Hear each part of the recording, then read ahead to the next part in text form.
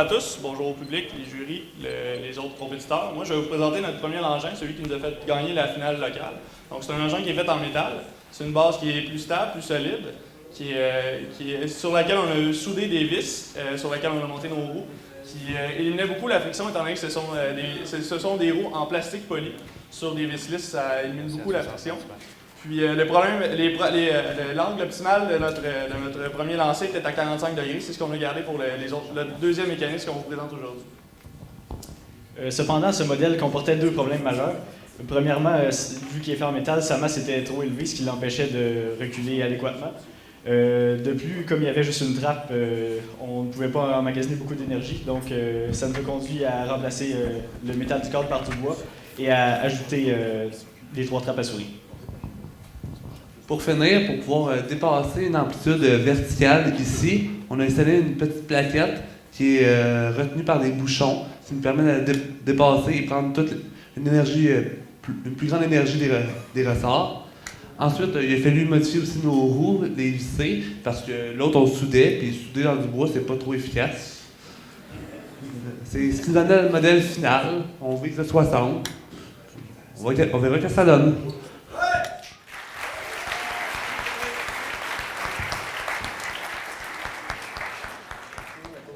Puis de toute façon, on n'est pas vraiment capable de partir un arc parce que le bois ne conduit pas l'électricité.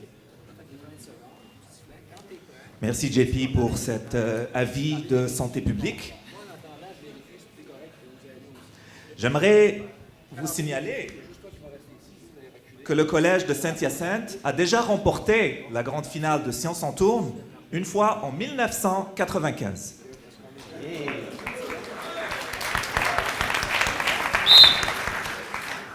Alors on est prêt à placer l'engin. J'aimerais demander au collège de Rosemont de se présenter en arrière et récupérer leur boîte.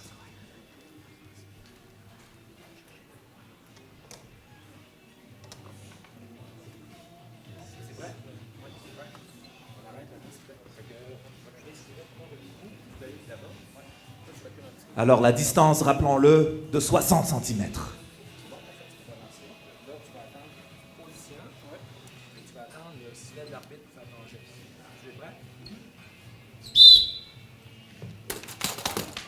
Oh, si proche.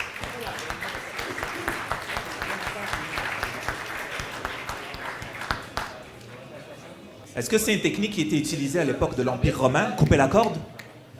Moi, j'ai plus l'impression que l'Empire romain ou les Grecs qui venaient avant ça, j'ai plus l'impression qu'ils voulaient des catapultes qui étaient renouvelables.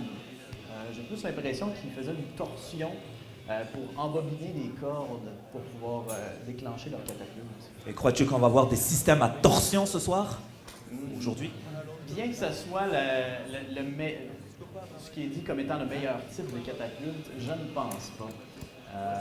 À penser, on considère que les ressorts ont une certaine torsion. Bon. Donc, essentiellement, tu ne crois pas que les étudiants de cégep aujourd'hui aient redécouvert le meilleur système de catapulte? Non, je pense pas. En fait, je pense que ceux qui ont fait des catapultes ont négligé le facteur qui a fait que les catapultes ont disparu au profit des trébuchets. Ah. Ce serait donc que les catapultes sont très vulnérables à l'humidité. Et étant donné qu'on est un gros groupe de personnes dans une salle fermée... Et que le Québec est très humide? C'est ça. Bref, il fallait penser à faire des trébuchets!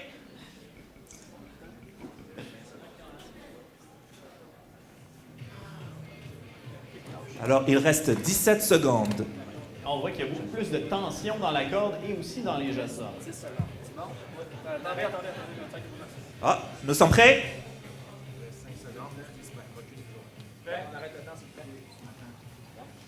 On arrête le temps. Attention.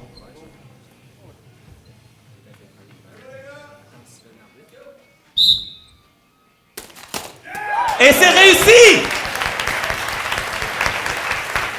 Distance de 60 cm, franchie par le sac de sable.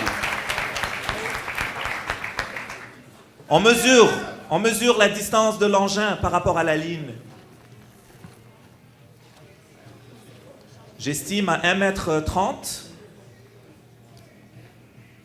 m. pense que tu as un peu le compas dans l'œil, mais au sens figuré. J'ai le compas dans l'œil et un laser dans mon champ de vision. Un œil de faucon. 130 cm, mesdames et messieurs. Félicitations! Ce qui nous vaut un score de 110.